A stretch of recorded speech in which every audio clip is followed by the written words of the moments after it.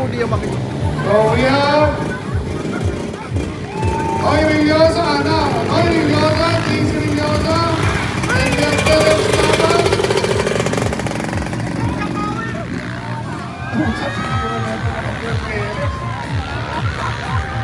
Kita niyo naman, kanyang katipay yung KLX, ha? Tinitira yung step up. Going down.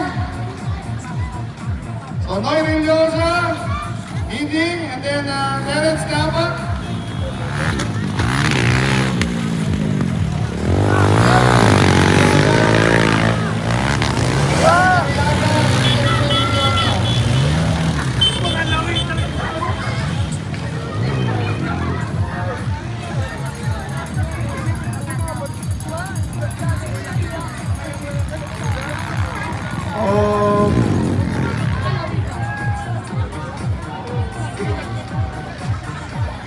O yan, makikita ninyo yung ALX na may power din siya. Although it's only a 150cc, pero yung power niya, malakas din. And of course, ginagamit sila ng ating pro riders. Mga stock pa yan, ha?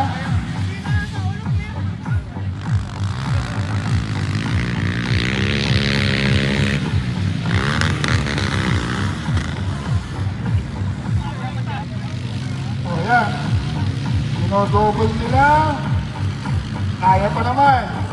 Although matigas sa mga suspension yan dahil sa local enduro bike.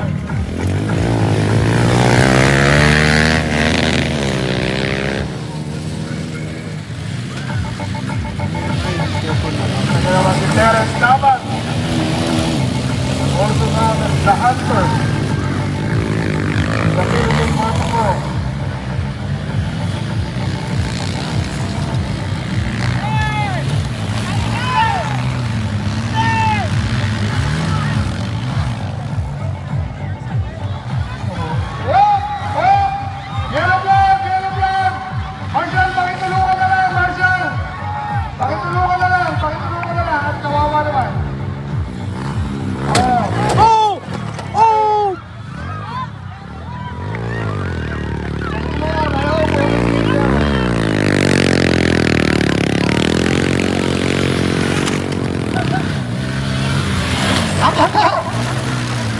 Yan ang sinasabi ko.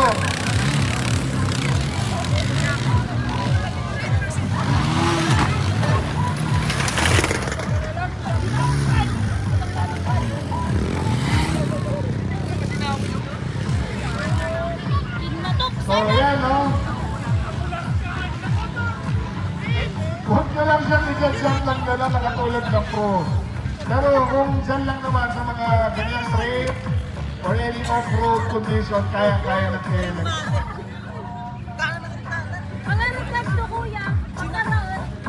Ay, pinubuya ka dito ato.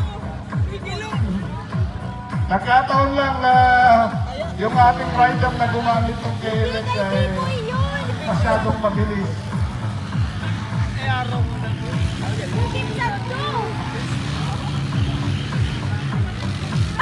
Kaya si Pipoy. Oh, si Pipoy. Tirang-tirang siya na. Okay, stop! Pero matibay eh, sinajump si Terence eh.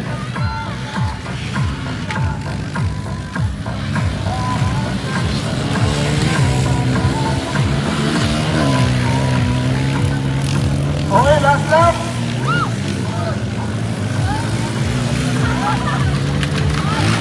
Kaspon! Datang!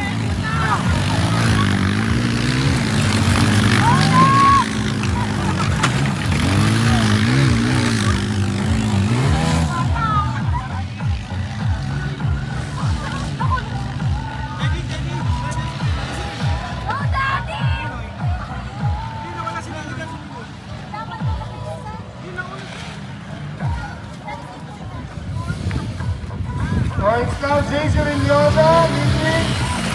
Then we have Alex Mariaga and then Jepo Rillosa and Felix Taban.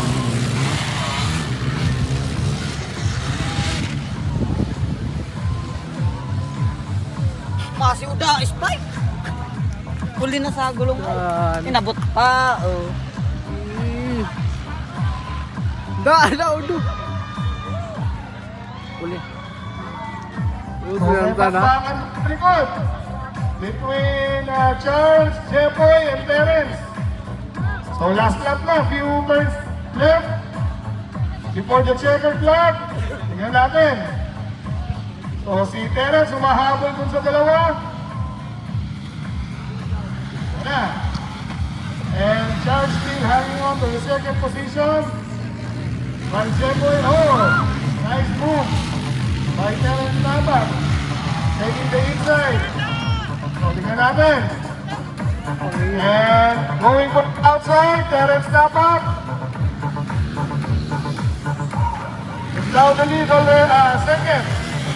With Jason Iliosa. So Jason Iliosa and Terence Nabat is moving up to second position. While Jeffoy Iliosa is already on third. And Charles Nariaga on fourth position. Second lap. Jason Iliosa, Terence Nabat, Jeffoy Iliosa, and Charles Nariaga. Congratulations guys. Okay, let's break muna po tayo. And yung mga gustong mag-try ng mga KLX unit na ginamit ang Sana makipower. natin, pwede lang ulit pumunta rito at magpa